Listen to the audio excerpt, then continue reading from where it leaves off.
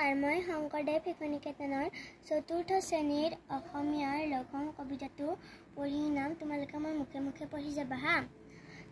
লঘন মানে একো নোখোৱাকৈ থকা।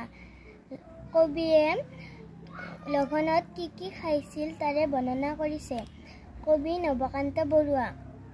একো কি নেখাও আজি, একেবাৰে ভোক নাই, আছে যদি আধাহেৰ, চিৰা দিবি ভাল চাই।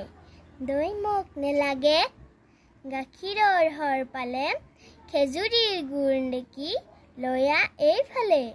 নাই যদি মালভোগ, জাহাজী কলকে আন, আৰু একো নেলাগে, এই হ'ব জলপান। আজি যদি অহা নাই ভীম সিং পালোৱান, তাৰ বাবে ভাজি থোৱা দুটামান আলুৱান। পাপৰ আছিল বোলে আঙুঠা ঠেকচোন, আচাৰো ওলাব পাৰে বিচাৰিলে চুকন। ৰৌ মাছ ভজা আছে তাৰো দুচকল দে, এই হ'ব লঘনত আৰু একো নালাগে।